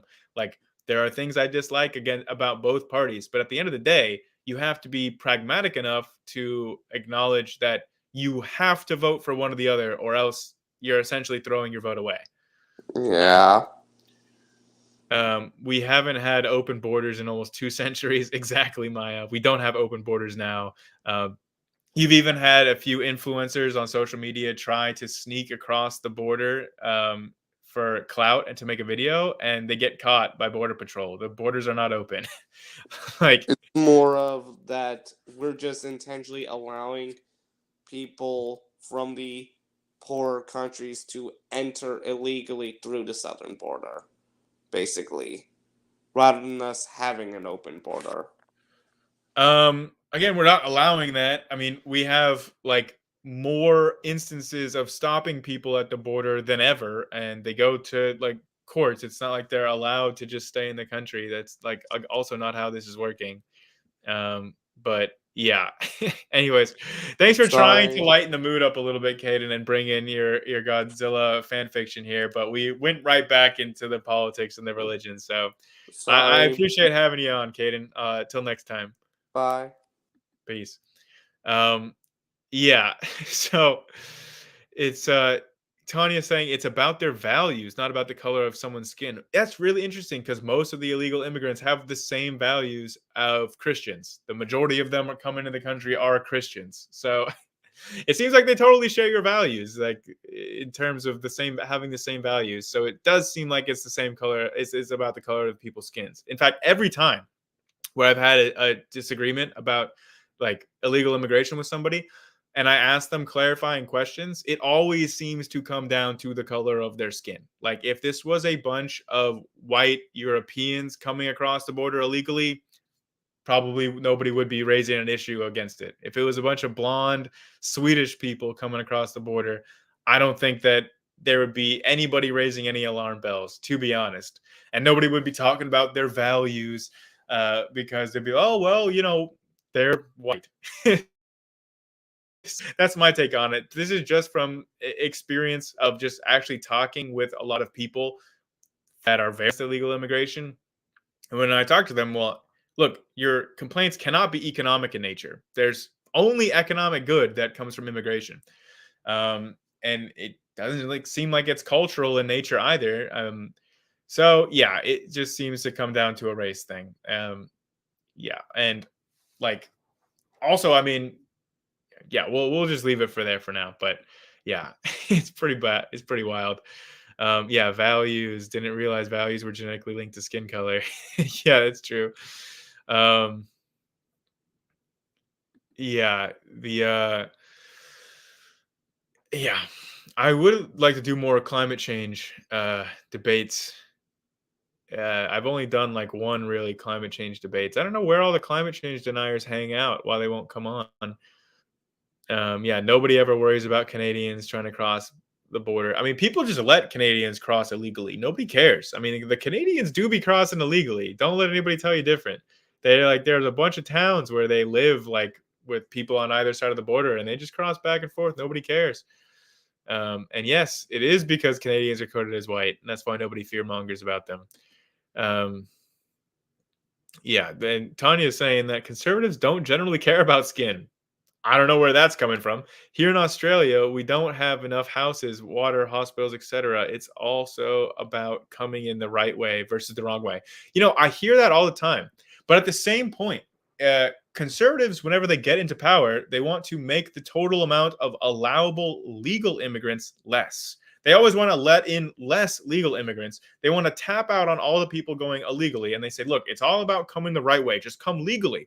But at the same time, when we're going to deport mass amounts of people and we're going to try to combat illegal immigration, at the same time, we're going to lessen the amount of people that we're allowing in legally. So it really just seems like an anti-immigrant stance, especially when you consider all the economic indicators from immigration are almost all universally positive as a whole for a country's development. So they just kind of seem anti-development based purely on, again, the racial composition of the people coming in. This person asked, have I dipped my toe into the flat earth stuff? Wow. Highball. Have I ever? Yes. I've done a numerous number of flat earth debates. You can check it out on the channel. I'm actually trying to arrange a few flat earth debates right now. Like Witsit recently put out a challenge and said, I need to find somebody that can debate me in person in Idaho next week. And I'm like, hey, right here. I'll go to Idaho. I'll debate Witsit in person. I put out the challenge. I messaged him. I have gotten zero response. I also have a video that summarizes my previous interactions with Witsit on topics relevant related to flat Earth, mostly about his whole idea about gravity not being real. But yeah, I've debated flatzoid. I've debated a number of different flat earthers. So I'm definitely no stranger to the flat Earth debate. That's for sure. And yeah, I was pretty shocked when they said that conservatives don't care about skin colors. Honestly, that just seems completely detached from reality and all of history, basically. But okay. Yeah, and that's true. Aussies are not very nice to Australia's non-white population. Shocker. And it's kind of the Conservative Party that wants to screw over Aboriginal people the most. So, yeah. Anyways, it looks like a lot of the pseudoscientists were maybe a little bit shy tonight. We're going on an hour and a half here. We recapped a lot of the news and history, a lot of news and science. Please let me know, you guys, what you think about calling this weekly stream of mine the cringe hypothesis, and whether or not you think that name, maybe it has too many syllables in it. I don't know. Let me know what you think about that name for the future, and also take a look at the new globe I got. Speaking of the flat earthers and debating flat Earth, I feel like this is going to really trigger a lot of flat earthers whenever they see it in debates. Just a nice little rotating globe behind my head to trigger all of the flurfs. Oh, here we go. Yeah, flat Earth denier. It's funny how on one side, the side that won the Civil War and ended slavery in America was white. I think it was 5% of the US population were slave owners. It was warring tribes that sold the slaves. Well, there's a lot of commonly used misconceptions here. So, yeah, the side that won the Civil War and ended slavery in America uh, actually had a lot of black people in it. It wasn't just all white people. Like, there were lots of black lobbyists like talking to Abraham Lincoln, that they were like black people that served in the armed forces of the Union. I don't think that it's necessarily true to say that just reducing all of the Union to white people. It's true that a majority of the US population was slave owners, but again, like, the majority of the people making decisions today in the US are like in the top 1% or whatever. They control a lot of the decision making, and it's the same back in the past. Like, the slave owners were the ones that were making the political decisions in the South. They were the ones that had the power economically and politically, and still had the power economically and politically after the Civil War. By the way, like, lots of the slave owners still maintained political power in the South after Reconstruction. So again, and then just pointing out that it was warring tribes that sold the slaves, it just seems like a non sequitur to me. Like, this argument just seems to be kind of apologia for like the idea that like racism had anything to do with slavery, which, like, obviously it did. um Mayo said she doesn't care what I do. Just keep the streams coming. Really awesome to hear it, Maya. Thanks for tuning in on your Thursdays. Everybody, there's 30 of you right now. Thanks, everybody, for tuning in on these Thursdays. I have a lot of fun doing these. I wish that more, you know, more creationists or flat earthers would call in, but maybe once word gets around to them and I trigger enough of them, they'll decide to come call in. The ironic point is that Sony X also denied climate change. That's true. I so far have not met a single young Earth creationist who isn't a climate change denier. So it's funny how they sort of it's the same with being anti-vax, or most of these flat earthers are young Earth creationists. That's not universally true. There are some flat earthers who are atheists or non-religious, but the vast majority, like over 85% of them, seem to be young Earth evangelical Christians. Funny how that works out, doesn't it? Leo said that it's funny how people can't draw the difference between the KKK, a private club, and a political party that have nothing to do with it.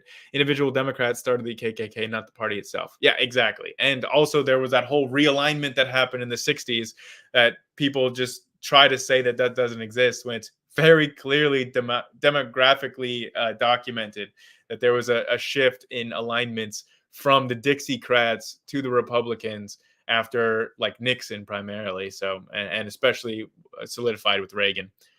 Jeff C said he saw a debate where he got an undergrad degree in apologetics. RIP. I'm not going to highlight one of those comments. That was just super racist. So, highball, that was a weird comment, man. I don't even Democrats aren't conservative now though, so it doesn't really matter. They were what they were 150 years ago. Yeah, exactly. Um, Again, this is getting really weird to 1350 kind of arguments there. Just the fact that you know the 13% number off the top of your head is kind of a red flag in and of itself, to be honest. Um, yeah, these streams are great. Congrats on the 2K. Thank you very much. I was super happy for the 2,000 subscribers. I'm already at like 2.1 something, so it's been a great week for increasing the subscribers. For any of you guys that are new out there, yeah, and that was largely due to being on Aaron Ra's channel. I was on a video of Aaron Ra's this week about whether or not the genetic code is a literal code. So check that out on his channel. Eventually, I probably will upload it onto here as well. But right now, it's just Aaron's. And I have to shout out Dr. Dan from Creation Myths too for helping to make that collaboration happen. So big shout outs to Dr. Dan. Definitely, if you are not subscribed to his channel, what are you doing? You need to go and subscribe to Creation Myths. Dan's like an evolutionary biologist who does really phenomenal work just dunking on creationists, especially at the Discovery Institute. Like they basically, their entire body of work for the last several months have just purely been in reaction to Dr. Dan's videos. He's really setting the tone for most contemporary creationist institutions. Tanya asked, "Have I ever been to Australia? There are so many more Aboriginal only programs and funding. They are not treated badly in the way that you're suggesting." Yeah, okay, this is like pretty common conservative rhetoric. Yeah, just because that there are social programs doesn't mean that Aborigine people have the same amount of opportunities in the economy or that they're not being treated badly. Maybe talk to an Aboriginal person and see what they have to say. It looks like we got a surprise guest, Otangelo. Welcome to the show. Thank you for calling in. Hello, how are you, Grayson? I'm doing well. Yeah, I haven't spoken with you, I think, since our last debate on abiogenesis, which people can check out on this channel if they haven't seen so far. Did you want to call in for a specific topic that you want to discuss today? Normally, I cap these at around 2 hours, so we don't have time for a super long discussion. But if you want to keep it focused on maybe one point, we could talk about. Yeah, I just saw that you were online and that you were inviting people to join your stream. But someone brought me to my attention your claim on the fine tuning of the universe. Uh huh. That you believe that the parameters cannot be changed. Is that correct? No, that's not correct. I never said that the parameters cannot be changed. It's just that I see no reason or evidence supporting that they have that it's possible for them to have different values. Like I'm not saying that they can't be. I'm just saying why should I believe that these parameters could have different values? Well, actually, if you look mainstream Big Bang cosmology, you had actually phase and symmetry transition from a unified force at the singularity or soon after the singularity to the four fundamental forces. So that was a shift of transition, which precisely did what you claim that didn't happen. So there was a change there. So you're saying that are you talking about like electroweak theory? Because there is no grand unified theory of physics at the moment. So I'm not sure what you're talking about with that. But if you're talking about like some sort of transition from an electroweak regime to having the electromagnetic and the weak forces be separate, how does that get you to fine tuning? Could you maybe clarify what you're talking about with that? Well, you are claiming that there was no change of the parameters that we see today of the physical laws and constants, right? Well, yeah. Everywhere we look, the constants of nature have the same values. I mean, we haven't found a spot in the universe where they have different values all of a sudden for the gravitational constant. And yeah, just because you have like some symmetry breaking, maybe in a transition from like electro weak regimes to more of a standard regime today, um, that doesn't change the values of the fundamental constants. Well, but they changed precisely in that event when this phase transition occurred. So, which constants are you saying changed in this event? The forces, the natural forces, didn't they change from a unified force to the four fundamental forces that we have today? Well, their symmetry was broken, but at those higher energy densities, they basically just behave like the same force. Like there's not like a differentiation between them in those higher energy regimes. Yes, So but they were split. yeah, okay. There's spontaneous symmetry breaking, right? But that doesn't alter the values of the parameters or constants of nature. Like that's not some sort of event that changed the actual constants, like in a way that would be conducive of a fine tuning argument.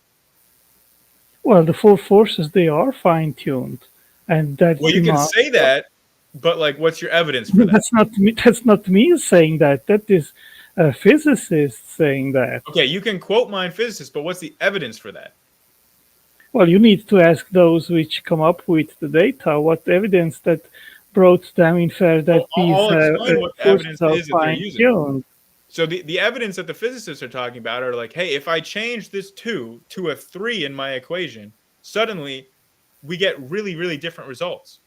So again, that's Yes. just saying in the math equations, if you change out one value for another, you can get different results. Okay, so what? How does that show that in reality these things are fine tuned? Because that's all just going in the head of a theoretical physicist. That's all happening in their head. They're just changing numbers on paper. They're not showing an actual reason or evidence to suggest that this fine tuning actually has occurred in reality.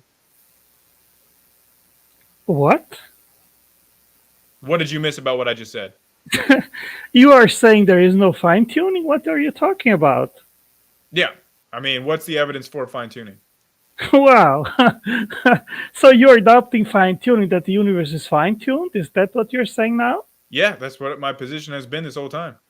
Wow. So you are claiming there is no fine tuning in the universe, right? Well, what's the evidence to support that there is? Okay. So, wow. I mean, I am surprised. Like, let me quote here Stephen Hawking and Wait, Leonard wait. Can we not do an Rodinov. argument from reading quotes and quote mining? What's the actual Well, evidence? I mean, sorry, if you are not going with actually what physicists say, what are you going with? Well, I just told you the actual explanation for what physicists mean when they say it's fine tuning. Is that if they're saying that if we change the number in our equations, we get different results. To me, that's not sufficient to demonstrate that the universe itself is fine tuned, because you cannot demonstrate that it's in reality anywhere that 2 is a 3. If there's no evidence that has occurred, then what is the evidence of fine tuning? I mean, I am sorry, but um, if you are not going with what scientists say, cosmologists and physicists on the topic, then you are just creating a fantasy world which is not corresponding to reality. No, I'm my sorry, but point is I actually the go exact with opposite. That fine tuning is creating a fantasy world that's opposed to reality. Because for the fine tunings to work, the arguments to work, they have to come up with fantasy worlds where these values, these constants have different values. That is the fantasy, because that's not what we observe in our observations. So, like, if you're talking about who's arguing from fantasy worlds, it's the people that are arguing for fine tuning that are the ones that are coming up. They're comparing our reality to a bunch of fantasy realities that there's no evidence exist, and that's how they're concluding that ours is fine tuned. okay. So you are adopting basically what scientists, professional physicists, and astronomers say. I mean, Okay, if and you think all you you've know done so things, far is make an if argument from authority. yes, absolutely. And I think I'm justified to do it because those are the ones which actually work in the field and they know what they're talking about. You are definitely not. Well, I'm saying that what they mean when they say fine tuning is different from what you mean when you say fine tuning. That's my point. But when No, they say absolutely what they not. mean by fine tuning, they're talking about we can change these values in our equations and get different outcomes. and they're saying that is fine tuning. But what you're saying is that the universe is fine tuned. And for that argument to be made, you need to show that it is the case that there's like these things could be dials, that you could have a range of different outcomes instead of just the only one that we ever observe. That's precisely what I explained to you right at the beginning of our interactions, that you even accepted and confirmed that there was a symmetry breaking of the fundamental forces. If that happened, that means that these forces have changed actually in the past, and we know that the four fundamental forces, they need to be dialed in and to have the values that they have in order for you to have stable atoms and a life permitting Yeah. universe. But the thing is that with those transitions that you're talking about, none of the actual constants of nature are changed in those. Like all you're doing is changing the amounts of energy density, and that's what's changing the behavior of these forces. So you're not changing anything inherent about like the constants of nature when you're doing those transitions. Well, the thing is that science and physicists, they have absolutely no explanation why certain things are the way they are, and there is no physical necessity that they would have to be the way they are. And this is one of the big open questions in cosmology, why things are life permitting Right. rather No, than not. I agree with you, Otangelo, that our current theories are incomplete. Okay. Now, how does us agreeing about that have any bearing on whether or not the universe is fine tuned or not? Well, scientists, they have actually made these calculations, and they say that certain parameters must be in a very limited range compared to the possible um, parameter range. Yeah. And so, And how do they know that that possible parameter range is actually an aspect of reality? How do they know that there's any truth value to that at all? well, the thing is that there are many of, I would say there are 15 or 16 fundamental constants, like the Hubble constant, many others, which they are not bound by any physical necessity that they would have to have a specific value. They are basically That's your infinite assertion. possible. No, that's not my Oh, so, assertion. do you have any evidence to support that assertion other than your faith in it? Well, no, it's not that I have faith in it. It is a fact that there is no reason to believe that certain parameters, which we know are required in the universe, need to have a specific value, and they could not have basically an infinite Again, all you're saying, number Angelo, of is that our current alternative theories values. all you're saying is that our current theories are incomplete. Okay, I'm going to need actually an argument for that because in the past, we have seen that certain values, which used to be considered to be fundamental parameters, like Fermi's constant, that used to be considered a fundamental constant of nature. And then we discovered quantum mechanics. And we discovered the actual reason why Fermi's value has the value that it does, because we understood the more fundamental underlying physics that explained it. So if you're saying that our current theories are incomplete and we can't explain why all the values have, like all the constants have the value that they have, I can agree with you that our theories are incomplete. Now, that has nothing to do with the fact that you could say, well, there's all these possible parameter spaces, and that exists in reality. You have not given an argument for that. And then you could go from there to say that therefore these values are fine tuned out of a range of possible values. That is what you so far have not provided any evidence to support. Okay, is there any kind of physical necessity that there are fermions and bosons? I don't know. No, there is not. There Wait, is no hold on. restriction You whatsoever. cannot claim that. You said no, there is not, but you do not know that for a fact. I gave the honest answer. The honest answer is that we don't know if there's a necessity for that or not, because we don't have a complete understanding of all physics. Because our current theories are incomplete, the only answer you can provide if whether or not there is a physical necessity to have bosons and fermions, the only answer that is true that you can give is I don't know. You cannot claim that there is no physical necessity. That is just not supported by any justification. Well, if we have a unified force at the beginning, which is what mainstream cosmology All assumes hypothetical. happened. You're talking about a Well, unified grand well, theory. listen. Well, listen. If you want just to claim that everything that cosmologists have come up with is just theoretical No, it's not. and hypothetical, No, it's then not. my friend, Otangelo, then I never said that everything that they came up with is hypothetical. I'm saying specifically a grand unified theory of everything that you just talked about is hypothetical, and we currently don't have a working model for it. So yeah, that you're talking about hypothetical parts of cosmology yet, but that doesn't mean everything in cosmology is hypothetical. The Big Bang, for example, is not hypothetical; it's a fact. We have enough okay, evidence to support a okay, good. So factual let's event. start. Okay, so let's start right with the beginning. At the beginning, the universe had to have a certain temperature to start with. We have Was no that idea whether or not that's temperature? true. Wow. Well, Wow. you understand that temperature is an emergent property, Okay. right? It only emerges on larger Okay. scales. And at the Great. beginning of the Grayson. universe, it was at such a small scale that it doesn't even make sense that there is a temperature at that scale. Okay. Grayson, I give up. Thank you Okay. for having me on your channel. You've been gracious and kind and educated, so I appreciate that. But I think it makes not much sense to continue this because I think we are just talking past each other. Okay, I have not the same comprehension that you have.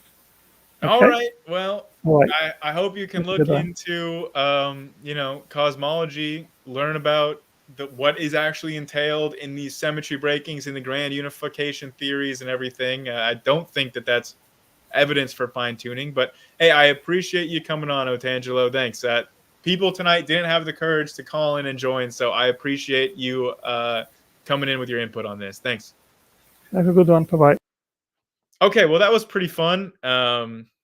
You know, again, yeah, can't stand having his feet held to the fire. I kind of agree with that. And no, not not the argument with the singularity again. It's like similar to how we were coming up with that common misconception about like evolution being a theory about random chance. There's another misconception about the singularity that just I always hear with Big Bang deniers. So yeah, I wish we could have maybe have gotten more into that, but yeah, I wasn't seeing much show of evidence there from Otangelo. I was seeing like claims about how uh, about the possible range having to exist. That's a claim without evidence, or how there is no necessity for the values of the constants that they have. That's another claim without evidence, considering every time we ever check, they always have the same values. That's why they're constants of nature. So I don't know. I mean, it kind of seems like maybe that there's something ruling out these things having different possible values because we never observe them having different alternative values. So I don't know. I feel like you can just the only honest answer that you can give is just I don't know, because again, our theories of the physical world are pretty incomplete still. Again, we have no theory of quantum gravity, as we touched on earlier.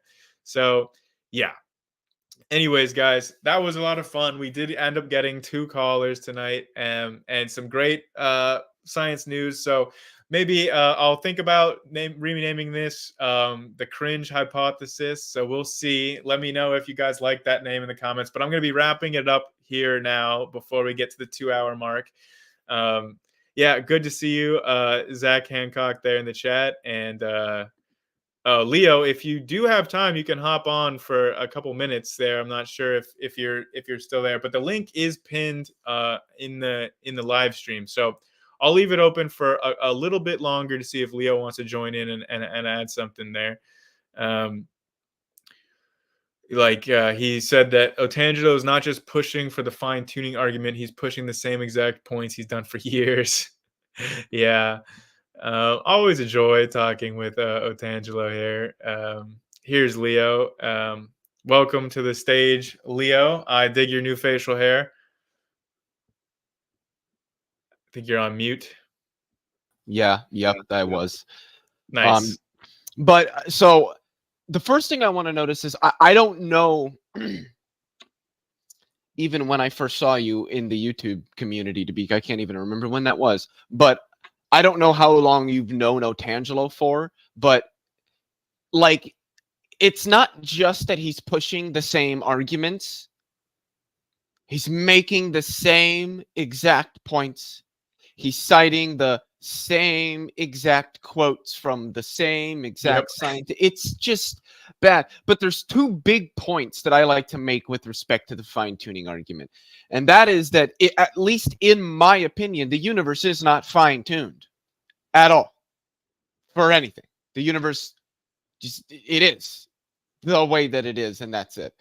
I would say that, so first off, when physicists talk about fine-tuning, they don't mean what apologists mean. Apologists sort of load that term just a little bit, whether they admit it or not. But what physicists mean is that when we develop our theories, in order to get them to sort of, I hate using this word, but I'm going to use it, work the right way and deliver the right results, there are certain parameters where we have to put in very highly specified values. Mm-hmm. And we don't know why it's these specific values. That's what physicists mean by fine-tuning. And so that leads to the idea that when we talk about fine-tuning, it's not the actual out there universe that is fine-tuned. It's our physical theories about that universe, that the fine-tuning lives in the theories and not in the reality. And I think that that's a huge point that goes clean over people's heads. And that's the way that I look at it. The universe is not fine-tuned, but our physical theories about it are. And as Grayson mentioned a couple times, I think it is because those theories are incomplete. And then the second point is, you'll always hear a life permitting universe. You know, the constants had to be right for a life permitting universe. And look, I value life, all life, for the most part. But even then, I would still say, why a life permitting universe specifically? Why not a black hole permitting universe or a proton permitting universe? What's the argument that we should be focused on specifically life? It seems that this argument, coming from theists, it's not surprising, presupposes some objective or intrinsic value to life, such that the goal of the universe was to give rise and permit the sustenance of life within it.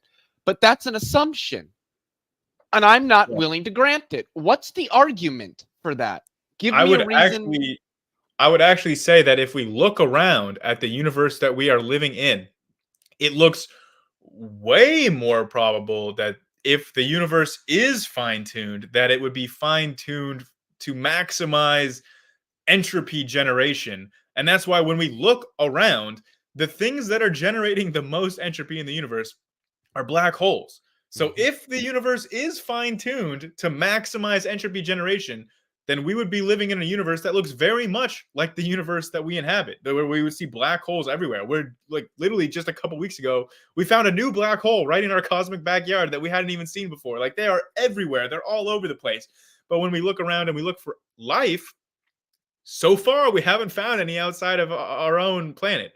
So like, it seems like the universe has a lot more black holes than it does living organisms. So Exactly. if anything, it seems like completely backwards reasoning that to think that the universe is fine-tuned to support life. Yeah, and just one more point on Otangelo's argument. And there's others out there who are like this, like Frank Turek, and there's some others. Oh, I've called. What's up? Speaking of Leo, Frank Turek is going to be doing a call-in show tomorrow. I'm going to try to get in. Yeah, I'm going to try to get in because he says the evidence points to God, and I'm just going to ask Frank Turek. So I'm going to, where would you like to start? You pick an argument. We'll start on that one. Maybe we could talk a couple others.